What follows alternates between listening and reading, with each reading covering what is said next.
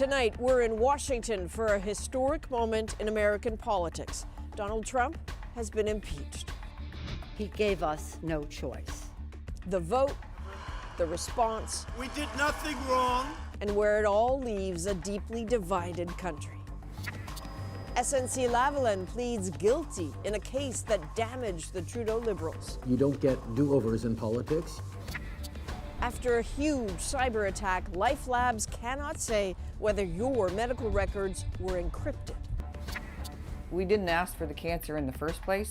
We didn't really ask for this either. Their breast implants could cause cancer, so why won't some provinces pay to remove the implants? This is The National.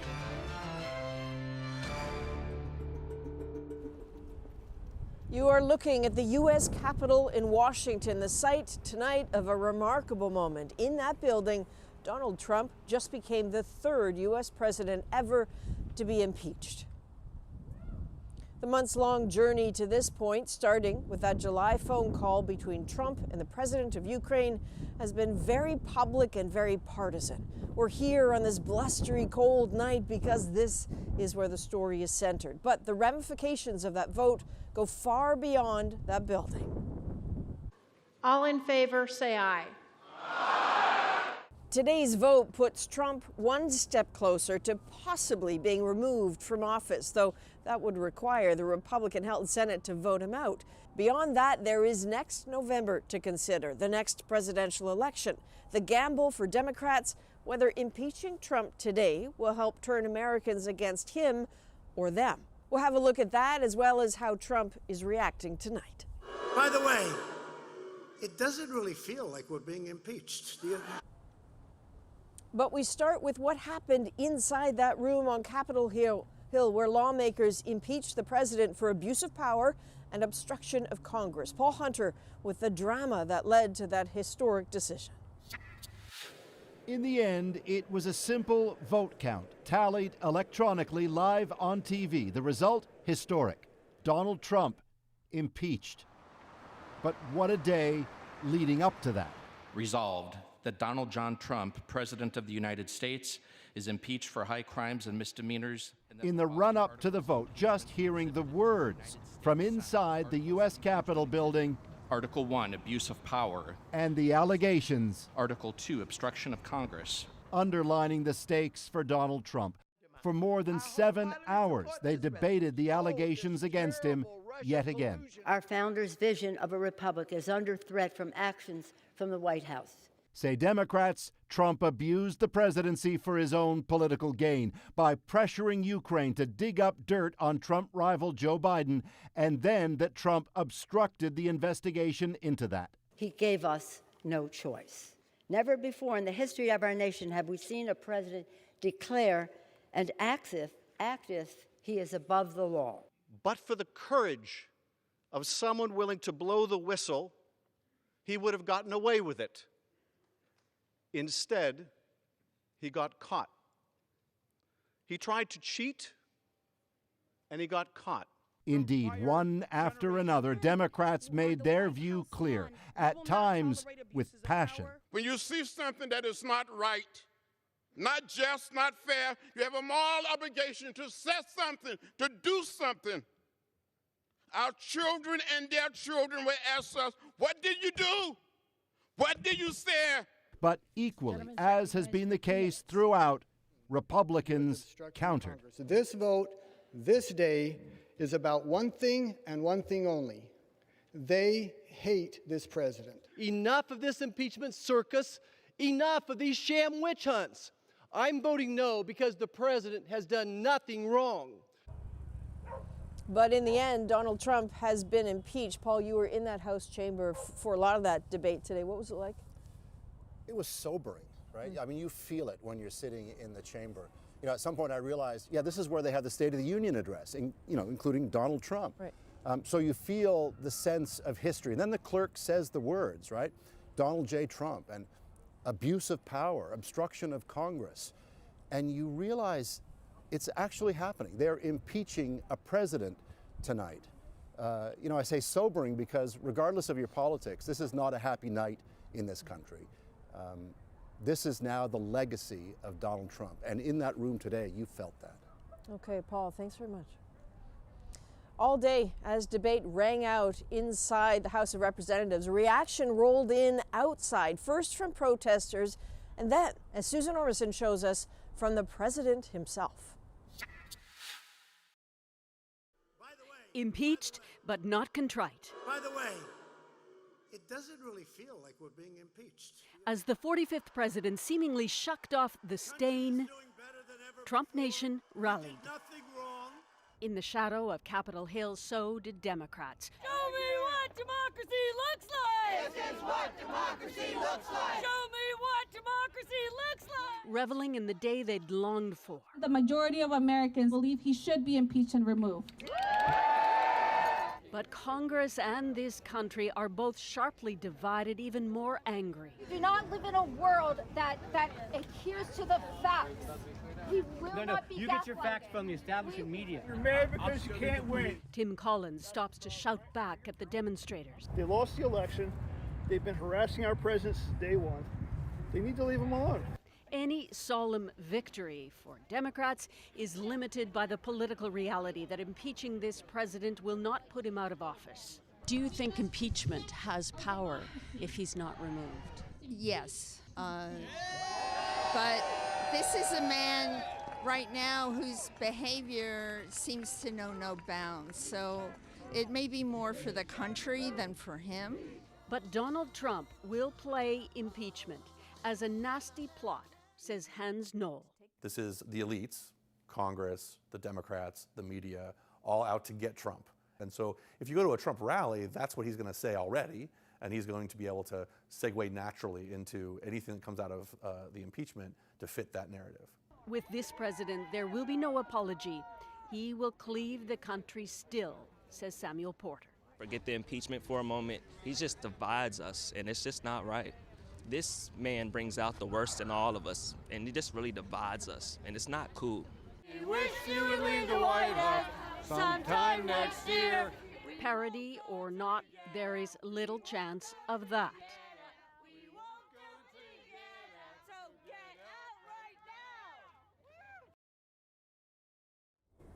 So a historic day, Susan, and not just here in Washington, I guess, but across the country, right? Yeah, I mean, the impact won't be felt tomorrow or even in the weeks. It'll be measured in months when we see really if impeachment still matters, if it galvanizes voters. We know that it will be used in campaigns. It already has. And I was struck, Adrian, by some of the people at that rally who conceded reluctantly that it won't remove this president, but it is a statement of what they say is disgust with this president. On the other hand, Republican voters have said they feel this was a bold attempt to nullify their vote, and now more than ever, they're not going to let that happen. So in a way, the campaign for 2020 has just started, Adrian. All right, Susan, thanks very much. So Trump is impeached, but tonight he is still the president of the United States. Removing him from office would take a conviction in the Senate, which is where all of this heads next. The Republican-held Senate will now hold a trial with senators sitting as the jury. There's no date set yet, but it's widely expected to start in January. Beforehand, Democrats and Republicans will try to work out the rules, including who to call or not call as witnesses. That's a point that's already proving contentious. It's really not clear how long the trial will last, but weeks is a pretty safe bet. And in the end, it would take an unlikely 2/3 vote to convict Trump and remove him from office. Okay, so obviously lots to consider about what transpired here in Washington just moments ago. Let's bring in David Frum, senior editor at The Atlantic. David, curious, initially, what was your gut reaction to tonight's vote? For once in his life, Donald Trump has acquired something he has earned. Obviously a historic day for democracy. Were there any winners here? I think the process is a winner. Certainly the Congress has put down a marker that next time, if you're a president who's accused of wrongdoing, you cannot refuse to hand over documents. You cannot refuse to allow your people to testify. I was looking just this morning at the speeches that Ronald Reagan gave during the Iran-Contra controversy of 1987. That was a red-hot controversy. Reagan made everything available, every document, made all of his officials available, and the result was, although a lot went wrong, he was not impeached. That there were resignations, but people said, okay, the president has done his best to get to the bottom of this. But you stonewall, and this is what happens. You know, on the face of it, David, in some ways this went exactly as people thought it would, almost right down to the hour. Is there anything that took you off guard at all about today? There is a kind of fateful inevitability to all of this. It's worth remembering that Nancy Pelosi, the Speaker of the House of Representatives, had been opposed to impeachment and had done everything she could to try to avoid it. After the Mueller report came out, which had so many damning details, she wanted to stay off the impeachment track. The trouble was that Donald Trump also got a vote, and he kept doing additional things. And the Ukraine scandal in particular, it wasn't just that it was so much worse than anything that's happened before. It was so much more flagrant, so much more visible. He gave Congress no way not to see it. They kind of were stuck. They had to act. And so now here we are, and we are facing the even more difficult drama that is going to come in 2020 when this action moves to the Senate. All right, David, thanks very much. I know you have so much more to say, so stick around. You will be joining us for our political panel just a little while later. So there is certainly a lot to talk about tonight. How will it affect the 2020 race for the White House? What will be the impact on the Democrats and the Republicans? Our whole panel of U.S. political insiders are all standing by. We will speak with them in about a half an hour from now. So let's head to Canada now for the plot twist in a huge political saga. SNC-Lavalin had its day in court and managed to dodge the outcome it feared most. Justin Trudeau was hammered for months over this case, accused of meddling in the justice system by pressing his minister to defer a criminal prosecution. Alison Northcott shows us how a court pretty much delivered what Trudeau could not. Relief for SNC-Lavalin at the Montreal courthouse. A very public legal fight finally over. SNC's construction division pleaded guilty to fraud. It now admits it paid millions to Saadi Gaddafi, the son of former Libyan dictator Muammar Gaddafi, to try to win contracts. Now the company will pay a $280 million penalty and spend 3 years under probation. The Crown insists it's not a slap on the wrist. I challenge everyone to find a fine that is higher than that for a criminal offense by a company. Charges of corruption against the main company were withdrawn, so SNC-Lavalin won't be barred from bidding on public contracts, which had been its worst-case scenario. The fact that the charges are now no longer pending over the head of the company is good. The uncertainty around that kind of proceedings is bad for business, is bad for the company. In an agreed statement of facts, SNC-Lavalin Construction said it paid for 2 trips to Canada Saadi Gaddafi took in 2008 and 2009, covering his security, hotel and private parties. The company even paid to decorate Gaddafi's Toronto condo. Today's deal comes just days after a former company executive was found guilty on fraud and corruption charges, but both sides stressed today that was a separate case. In a statement, SNC-Lavalin apologized for the past misconduct and called the settlement an opportunity to move forward. Alison Northcott, CBC News, Montreal. So if SNC got what it wanted, did Justin Trudeau trigger a political nightmare for no good reason? David Cochrane has the Prime Minister's response and reaction from his former Justice Minister. Jody Wilson-Raybould says this is what she wanted all along, for SNC-Lavalin to be left to prosecutors. She tweeted, 2019 began with very public questions about the rule of law in our country. I am glad to see it end with that principle being upheld. The justice system did its work. Turns out this is essentially what SNC-Lavalin wanted all along as well. I think it means they can turn the page, they can move forward without worrying about the uncertainty of a trial, what the consequences would be. SNC-Lavalin didn't get a deferred prosecution agreement, but it got the next best thing. A guilty plea with a big fine and probation, but no ban from federal contracts. What I've heard so far is that it'll be good for the jobs. Which is what this was all about. The company will be able to continue to have access to public contracts. So that's about, in principle, what we wanted. So after unleashing a furious lobbying campaign to pressure a prime minister to pressure a justice minister, SNC-Lavalin's lawyers worked it out for themselves, leaving a damaged government in their wake. There are things we could have, should have, would have done differently had we known. In an interview with the Canadian press, Trudeau was asked if it was worth it. A tough year that cost him his top advisor, his top civil servant, 2 of his top cabinet ministers. You don't get do-overs in politics. You only, do the best you can to protect jobs, to respect the independence of the judiciary, and that's exactly what we did every step of the way. But this ultimately unfolded the way she wanted it to. Prosecutors made the call, not politicians. On the same day, the Canadian press named Jody Wilson-Raybould Newsmaker of the Year. David Cochran, CBC News, Ottawa.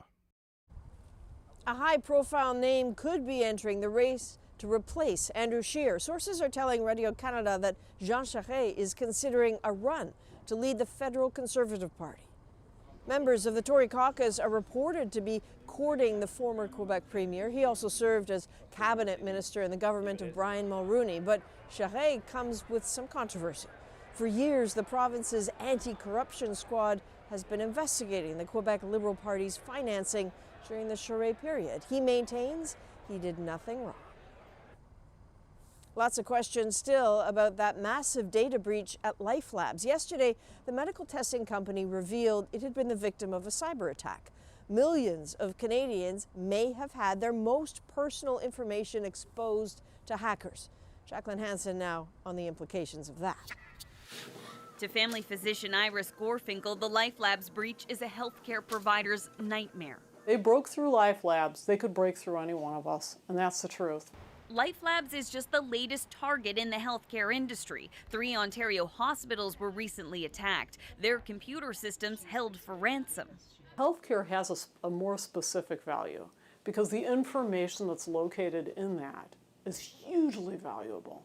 Think about it. If I'm a diabetic, my data all of a sudden becomes relevant to a huge number of vendors. Anybody who sells any kind of diabetic anything. But personal information like health card numbers could also be used to steal someone's identity. Information like that is very, very valuable. That kind of personal identifiable information, in the modern age that we live in, you should really look upon that as a currency. It's currency. You can buy it, you can sell it. If data is encrypted, it makes it more difficult for hackers to extract and, in turn, to sell. Life Labs is the largest. In an interview on CBC Radio, Life Labs CEO couldn't answer that simple question. Was the data encrypted?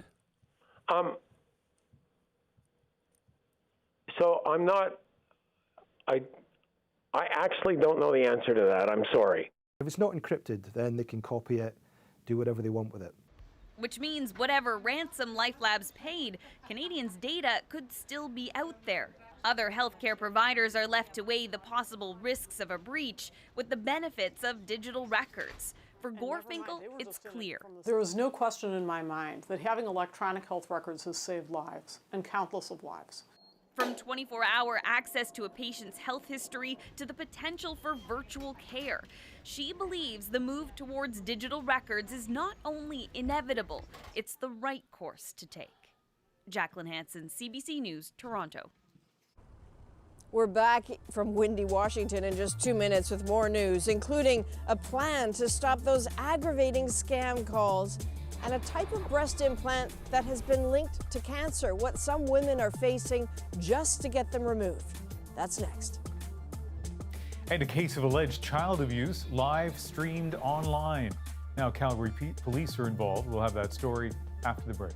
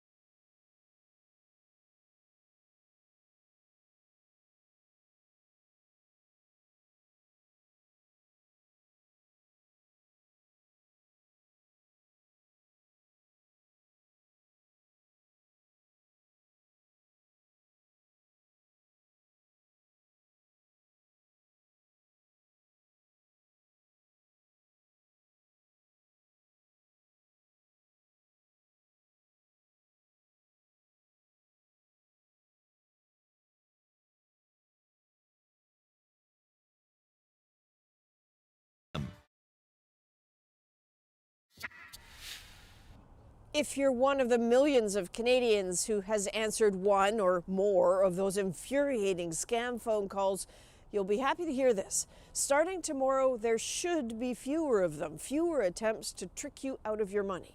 Thomas Degla now on the new efforts to cut those callers off. Can you, first of all, stop crying? It's the scam that just won't go away and that Canadians have been capturing and sharing online. From Revenue Canada. A fraudster delivers supposedly serious news We have found that there were some server miscalculations in your tax filing. and demands payment or else. An arrest warrant has been issued under your name due to the matter of tax evasion and tax fraud. There's no answer to the problem yet, but this could be step one. A CRTC regulation now coming into effect requiring telecom companies to block numbers like this. Blatantly fake and impossible to call back. This is a very complicated system where we want to make sure that those vast majority of legitimate calls don't get blocked. Bell and Rogers both say they're implementing universal call blocking technology, while TELUS says it's found a better solution known as call filtering for its cell phones. What it won't fix is fake caller ID from real numbers, such as this one from the Canada Revenue Agency. A solution to fight that is expected next fall. The Canadian Anti-Fraud Centre says phone scams bilked users out of more than $24 million in 2019, and this initial measure is a good step. It will have an impact on some of the fraud operations out there, but how much will remain to be seen. Anne Murphy took an aggressive approach. Fed up with the fraudsters, she told one the jig is up, knowing Indian police recently arrested dozens running a scam call center targeting Canadians. I said, "You're going to be shut down." And he said, "That doesn't matter." He said, "We'll lay low for a couple of months and we'll just start up again." Yes, sir. Can you hear me? Yes, I can. It could just be the scam that won't go away. Indeed. That's tax scammers for you. Thomas Dagg, CBC News, Toronto. All right, let's go now to our national newsroom in Vancouver, where Ian is watching some stories from across Canada. And Adrian will begin in Alberta tonight, where police have laid assault charges against a Calgary woman after she was seen with a child live online. This video appeared earlier this week on a popular online gaming platform. You can see the woman's webcam in the top right. She is seen repeatedly slapping and then biting a screaming toddler, and later appears to roughly handle an infant before throwing the child onto the bed. It's hard because sometimes these videos are being circulated for years, and it's hard to determine the origin and the time these videos were produced. Police say multiple tips from the public led them to tracking down and arresting a 31-year-old Calgary woman. 2 children were taken to what police describe as a safe location. A long-awaited report has found the Vancouver Whitecaps Soccer Club did not attempt to cover up allegations of harassment made against a former coach. Bob Berarda was released from the Whitecaps and from the Canadian Women's National Team program in 2008. His departure was announced as a mutual parting of the ways. However, earlier this year, a group of former players issued a statement saying each had witnessed incidents of abuse, manipulation, or inappropriate behavior by Berarda in 2007 and 2008. The new report did find the Whitecaps failed to be transparent with players about the reasons why Berarda left the teams. And a difficult day for thousands of auto workers in Ontario as the last vehicle rolled off the line at the General Motors Oshawa plant. It was rough. It was pretty depressing. The people all kind of gathered together in there and we kind of held each other together. An employee got a shot of the final truck on the assembly line. GM announced last year it would wind down production at the plant, which has been operating since 1953. The closure means about 2,600 unionized employees will lose their jobs. GM says it's not leaving Oshawa, though, with plans to open a much smaller parts facility in the new year.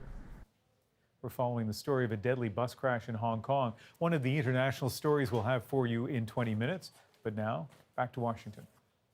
When we come back, textured breast implants banned by Health Canada because of a potential cancer risk. So why are some women paying out of pocket to get them removed? And is it possible tonight's historic impeachment vote is exactly what the Republicans wanted? The questions that linger. We've got some answers, and we're back in 2.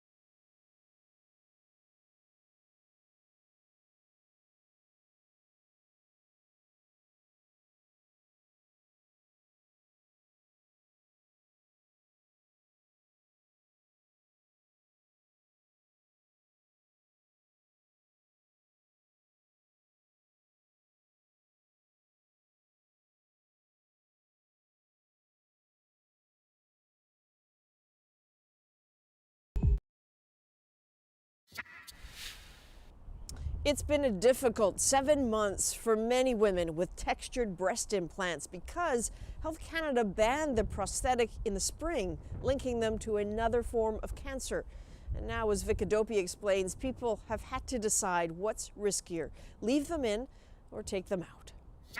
Health Canada took steps after review. After losing a breast to cancer 8 years ago, this is how Donna Murphy found out that she was now at risk of a rare lymphoma known as BIA-ALCL. That develops in the fluid or tissue immediately around the breast implant. Health Canada banned the sale of BioCell textured breast implants in May, but her hospital sent the letter 6 months later. It made it seem like it was really no big deal.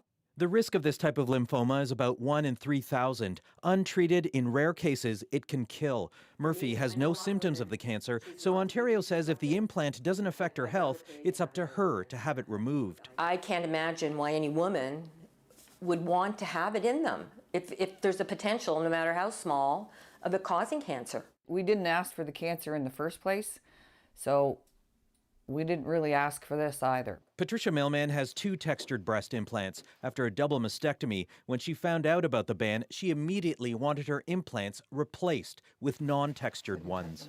I don't have 10 grand to pay for a plastic surgeon to do an explant, and then to have the implant put back in again, I'm sure that would cost more on top of that. In a reconstructive case, this plastic surgeon has been dealing with the fallout of the breast implant ban, even performing explant surgeries for free. Patients are really upset, we're upset, the company's upset, and it's been really, really hard. Like, it's hard to manage. Textured breast implants were used in thousands of procedures in Canada beginning in 2006.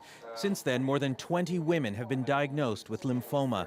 But removing textured implants can lead to serious complications and risk. Well, you could take them out, but here are the risks. The risks are infection, bleeding, scarring, and you can't guarantee when the implant is under the muscle that you'll be able to take the whole capsule out. Patricia Mailman will take that risk because her implants have been hurting, so the Nova Scotia government is paying for their removal. She's on a waiting list. As for Donna Murphy, she's paying for her surgery, which is scheduled for March, about a year after her doctor told her he was confident she was finally cancer-free. Vic Adopia, CBC News, Toronto. Up next on The National, our U.S. political panel is standing by, ready to help us figure out the implications of this historic evening here on Capitol Hill. What will impeachment mean for 2020? We'll be right back.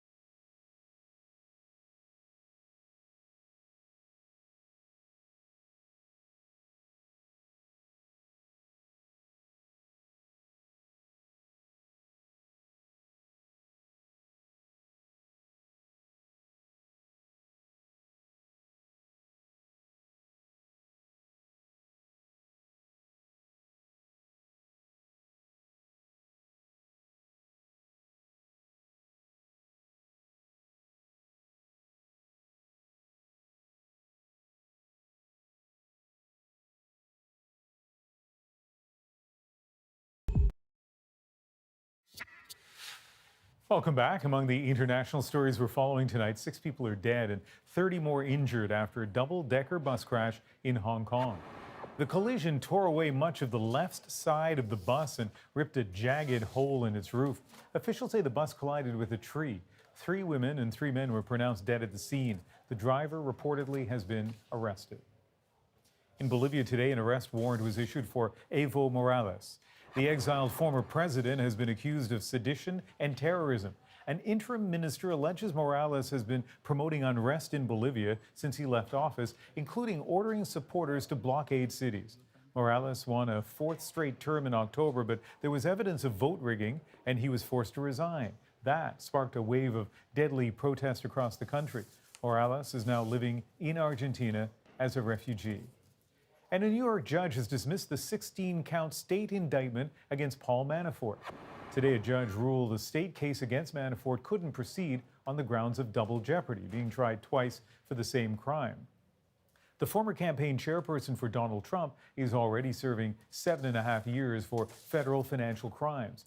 The state charges followed a federal plea deal that dropped some federal charges that had initially resulted in a hung jury. The Manhattan District Attorney's Office says it will appeal today's decision. Let's go back now to Adrian in Washington. And here on Capitol Hill, the debate is over. The votes are cast. Donald Trump has been impeached.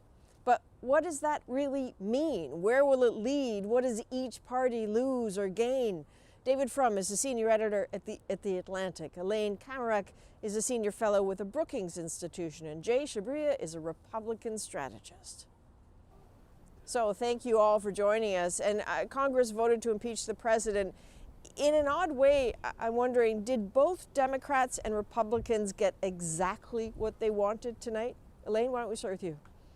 I think they got exactly what they wanted and exactly what everyone anticipated. Democrats felt that they had to hold the president accountable for his actions, that not doing so would lead to a very unfortunate precedent of giving a president powers that no one, including the founders of the country, thought a president should have. And so I think everyone did what they thought they had to do. Democrats had to impeach. Republicans vigorously defended the president. Jay, just listening to that, in some way, can you explain why this is a good thing for Republicans, why they may see it that way? Well, Republicans are going to be raising boatloads and boatloads of cash off of this, and they already have. Tens of millions of dollars are going to be raised off the fact that the president was impeached today. As the vote was being taken, my inbox was being flooded by congressmen all over the place saying, the president was impeached, give me money. And they're going to raise money from it. So from that perspective, it's going to be really positive for them.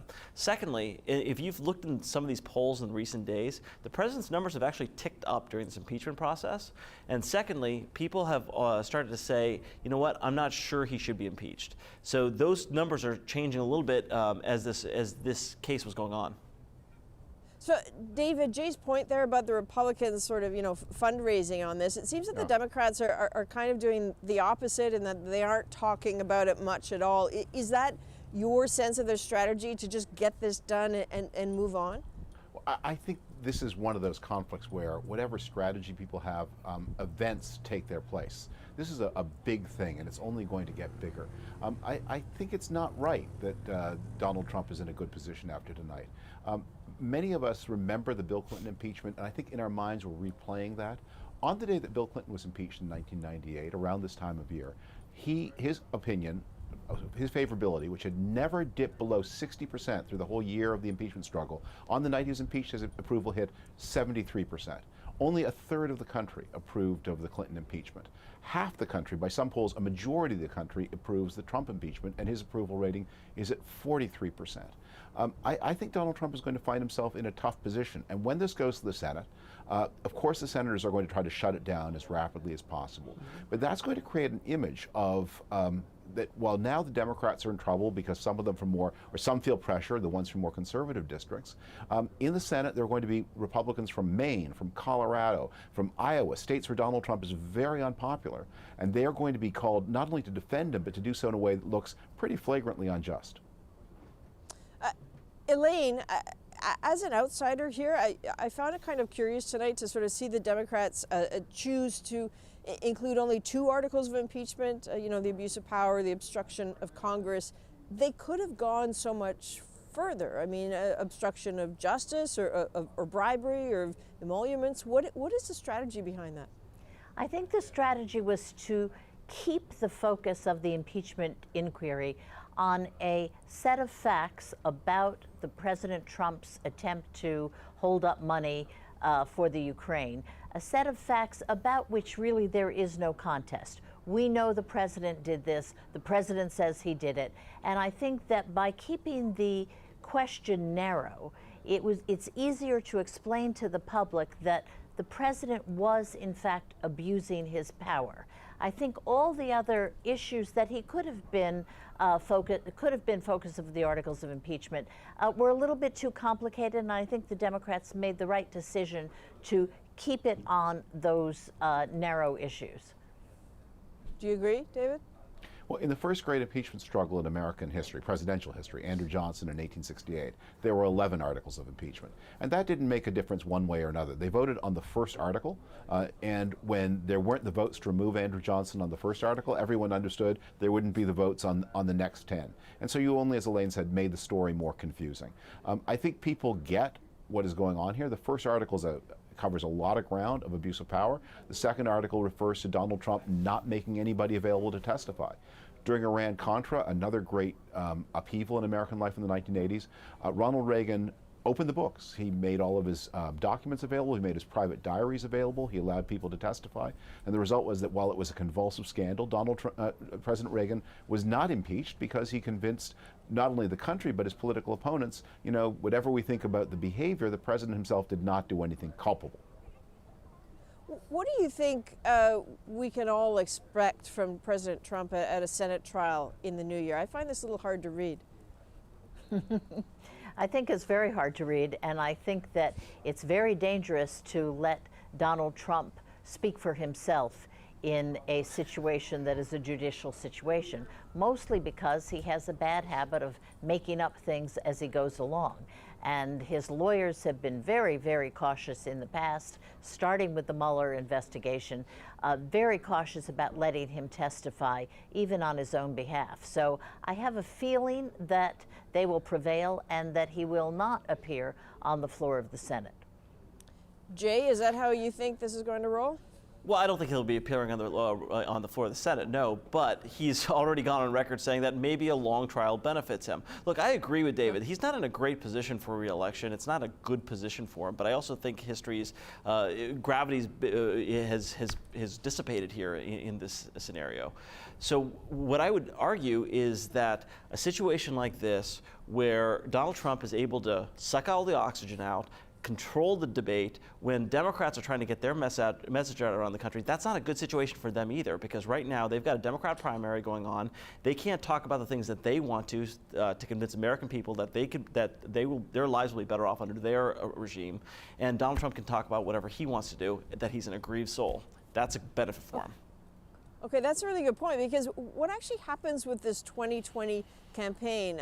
I mean, I'm sort of trying to imagine that Senators, boy, it's going to hear, Senators Bernie Sanders, Elizabeth Warren, Cory Booker, they're all going to have to sit in the Senate and be part of the jury and not be out there campaigning. Is that, in a way, not just another win for the Republicans, David?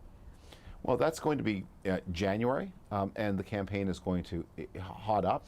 But, you know, we don't live in a world in which campaigns are only waged when you are in the particular place where the voters are. Campaigns are also waged on television, and of course fundraising is driven by these important moments on social media. So those senators or members of the House who play an important role, they can also be more visible to people about this.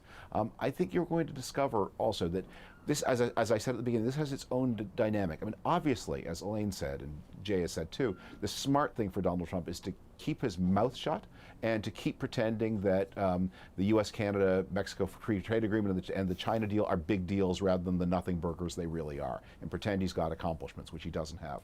He can't do that. I mean, it's terrifying to think that the President of the United States is not a fully rational actor, but he's not a fully rational actor. And if you want to see how not rational he is, reread that crazy 6-page letter he wrote.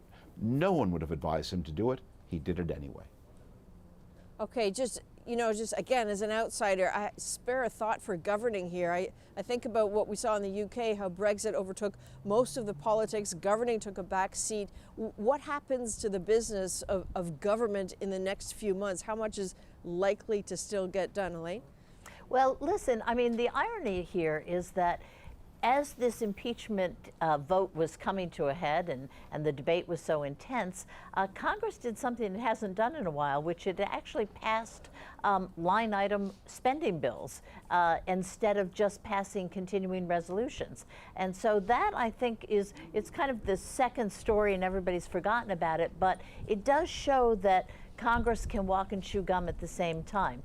They actually are not going to do a budget this year on a continuing resolution. They've actually done it more or less in the way that budgets should be done, whether you like it or not. So I think that governing will still go on. As David mentioned, that we'll probably get 2 trade deals in the near future. I think that there will be things happening, and frankly, it is in the president's interest and it's in the interest of the members of Congress to show that they can do something besides impeachment. And I think that's why we're going to, ironically, we're going to see a lot get done. Okay, one last thought, very briefly from all of you. What does this mean for future presidents? Is the next president, if a Democrat, now likely to be impeached? Very quickly, David? Well, the last but one Democratic president was impeached. I think that we live in a time of intensifying partisan discord, but it's also true, if a president can sustain himself in the country, it's very hard to impeach. There are a lot, Democrats who wanted to impeach George W. Bush. Nancy Pelosi restrained them. There were certainly members of the Tea Party who would have dearly wished to impeach Barack Obama, but cooler heads prevailed. I think Donald Trump is going to look more and more freakishly unusual as history passes. I mean, he is the most corrupt president in American history, and there really isn't a runner-up. He's also the most abusive and cruel. I just don't think that people are going to look back at this and look at the next president and say, he reminds me of Donald Trump. With any good luck, the next president will not remind you or anyone of anything like Donald Trump. All right, David, thanks. Oh, go ahead, Jay, very fast, 15 seconds. Increased partisanship, not necessarily impeachment. That's what I'd say. Okay, all right. Elaine, Jay, and David, thank you very much for joining us. Thank you. You're welcome. After the break, a major player in the car-sharing industry is leaving North America. We look at why Car2Go is not sticking around.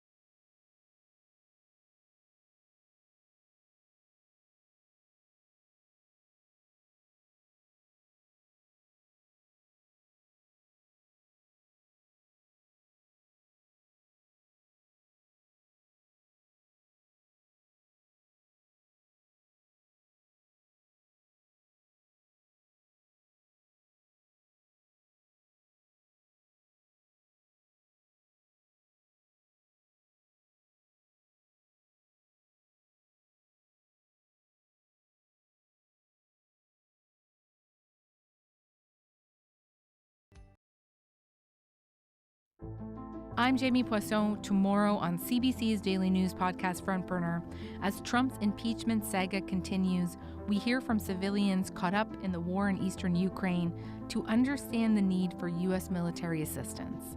Subscribe wherever you get your podcasts. Hundreds of thousands of Canadians who use Car2Go will have to find another way of getting around. The company that owns the car share service is pulling out of North America. Salima Shivji now on what went wrong. This fleet isn't long for the streets of Vancouver.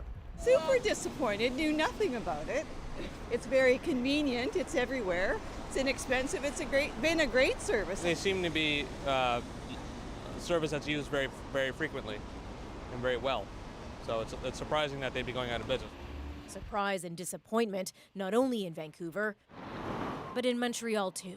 It's also on the list of North American cities where these cars used for short trips in urban centers will soon no longer be available. It's been a slow but steady process. The car-sharing company pulled out of Calgary a few months ago and Toronto last year. The company blames what it calls the volatile state of the global mobility landscape and rising infrastructure complexities.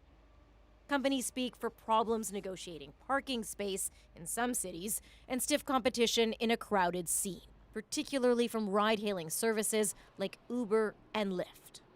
You know, there's only one pool of money, and these companies are kind of battling it out, and it does look like Car2Go is a victim. But experts also say the company's business model is too narrow. Car2Go strategy only works in neighborhoods that have sufficient density and sufficient origins and destinations that are mixed to mean that you can use the car all day. That puts them on a battle with all other modes of transport, buses and plain old walking. And so regulars like Jenna Briscoe, who grabs a ride at least once a day, will have one less option. I had no idea, but it will be very inconvenient. As these cars slowly disappear before they're gone for good come March.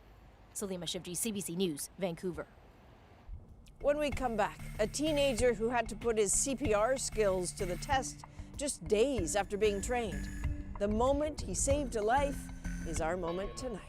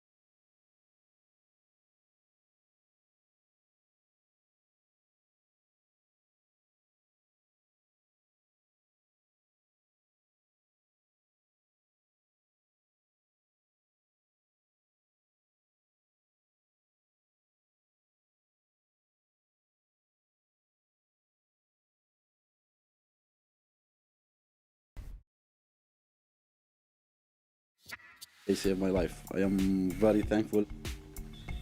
When Ahmed Ayash suffered a heart attack last month, his son was able to save his life. He had learned CPR just 2 days before. Today, the 17-year-old was recognized by paramedics. The family's incredible story is our moment of the day. Certificate of recognition. Thank you. For what you did. Found my mom in the room with my dad. She was like, told him to wake up. And he was just like, his eyes was open and he just like unconscious. Immediately start the compression. I started to do everything just to save his life. It's difficult enough on somebody that you don't know, but it's even more difficult to provide CPR on somebody that you do know. I was like crying and everything, and I really don't know how I did this thing. He told me later that he learned just 2 days before the accident. When they bring a fake body, I was like, that's why I'm gonna do this. Like, that's never gonna happen. So I'm giving you this coin that now you're part of the Essex-Windsor EMS family. I am very proud of my son. And I bet that son is proud of his dad too. It's interesting, Ian, you hear that, it's a family of Syrian refugees. The son saved the father's life. There's no doubt in 2016, when the parents brought the kids to Canada, that they saved the children's lives too. It's kind of an amazing family. That is a nice thought, and we should point out there is no doubt in the minds of doctors. They told the son that he did indeed save his father's life by starting that CPR right away. And it's a reminder to all of us, Adrian. I'm not sure the last time you had a refresher on CPR training. Mine has been too long. I think every 12 to 15 months you're supposed to get that refresher so that when you're in that situation, hopefully not with a loved one, but whomever, you're able to respond quickly and properly. That is the National for Wednesday, December the 18th. Good night. Good night.